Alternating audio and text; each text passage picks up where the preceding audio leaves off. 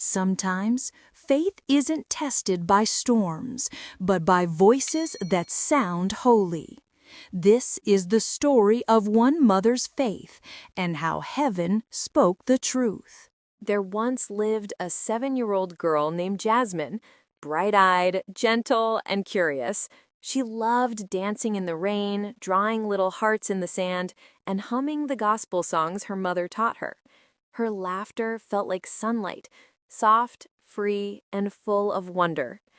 Jasmine lived with her mother, Gloria, her older sister, Grace, and her stepfather, Kwame, in a small city compound house. The home wasn't rich, but it was alive, filled with laughter on good days and hope on the others. Gloria worked long hours at a local shop. Grace helped with chores, and Jasmine followed her mother everywhere like a shadow. But one thing ruled Gloria's heart: church. Every Sunday, she wore her best white dress and walked beside her prophetess, a woman she believed spoke directly from God. To Gloria, the prophetess felt like the voice of heaven itself. What she said seemed unquestionable. One humid afternoon, in a candlelit prayer room heavy with incense and whispers, the prophetess called Gloria forward.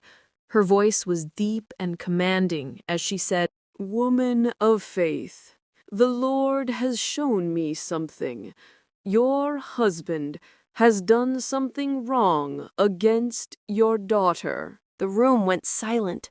Gloria's heart pounded so hard she could barely breathe. The prophetess laid a hand on her head and whispered, "Do not question the message of God." That night at dinner, Gloria watched Kwame laugh at something Grace said, but the laughter no longer sounded pure. It echoed strange and hollow. She looked at Jasmine, and her eyes filled with tears. Later, she called Jasmine into the room. The little one came clutching her worn teddy bear. Softly, Gloria asked if her stepfather had ever done something wrong to her. Jasmine blinked, confused. She didn't understand, but she could see her mother's pain, trembling and afraid.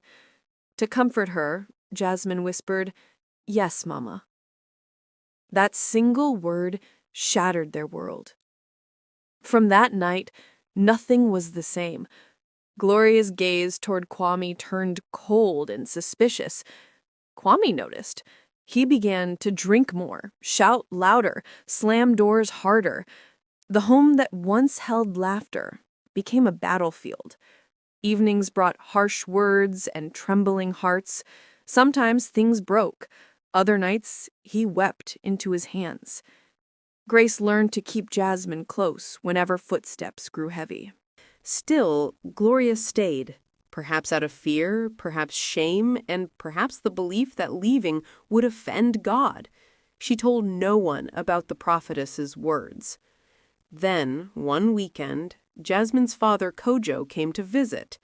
Gentle and soft-spoken, he brought sweets and storybooks. For 2 days, Jasmine's laughter returned. She told him about school, her drawings, and the little hearts she made in the sand. When Kojo brought her home on Sunday, Kwame smiled tightly and shook his hand. But as the car turned the corner, the smile vanished.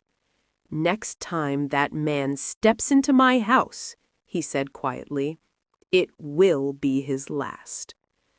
That night, the trouble deepened. Kwame came home late, eyes red, voice shaking with anger.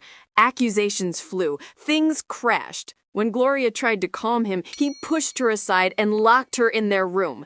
In his fury, he seized Jasmine by the wrist. "Since your mother loves your father so much," he shouted, "go and live with him." Rain began to fall. City lights faded. On a lonely road, the car stopped. The door opened. "Get out," he said. Jasmine sobbed and shook her head. "Get out." Barefoot and frightened, she stepped into the rain. The car sped away, leaving a child alone.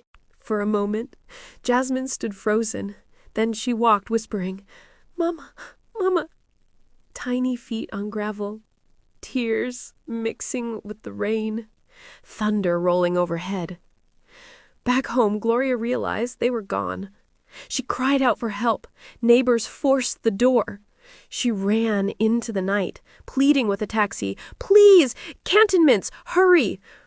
Behind her, Kwame shouted after the car, but the driver saw her terror and drove faster.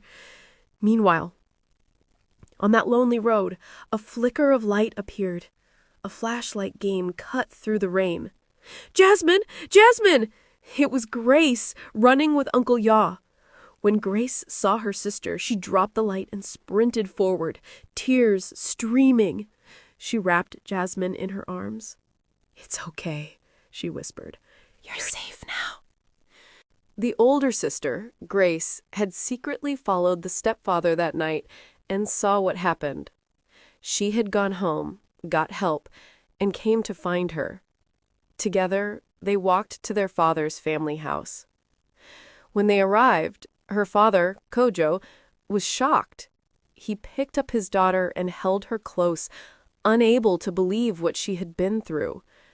Tears filled his eyes as he whispered, "You're safe now. You're safe."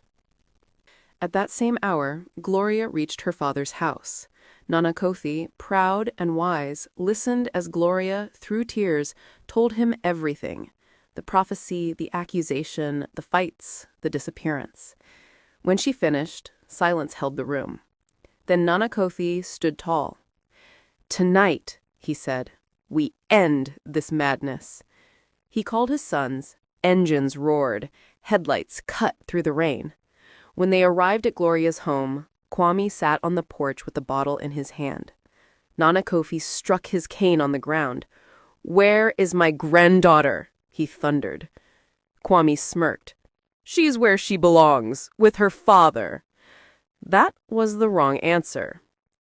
"Pack your things," Nana Kofi said, "and leave this house before I forget I am a man of peace." The uncles cleared the porch, clothes, bottles, pride. Just then, Grace arrived and told them everything she saw. The stepfather hung his head in shame. For once, the loud man said nothing. He looked small, defeated, ashamed. He was banished from the family home forever. Morning came. The sun broke through the clouds, warm and golden. Jasmine woke wrapped in a blanket at her father Kojo's home. Her mother sat beside her, eyes swollen from weeping. Gloria took her small hand and whispered, "My child, forgive me. I let someone's voice drown out my own." Later, Nana Kofi gathered the family. "From this day, this child will know peace. Let no prophet or spirit divide this home again." And so life slowly healed. Jasmine returned to school. Grace became her protector, her shadow and her sunshine. Kojo visited often, and even Gloria began to smile again. Some nights, Jasmine still woke suddenly, remembering the road and the rain. She folded her hands and whispered, "Thank you, God, for bringing me home." Time passed. Laughter returned. The house that once echoed with fear now rang with songs and joy.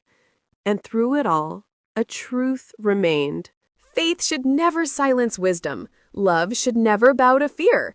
And a parent's duty, above all prophecies, is to protect the innocent. Because sometimes faith is tested not by storms, but by voices that sound holy and lead astray. And when that happens, heaven will always speak the truth. If this story touched your heart, share it with someone who needs hope today. And remember, heaven still speaks. Don't forget to subscribe to watch more stories like these, and we would love to hear your thoughts on this story in the comments section.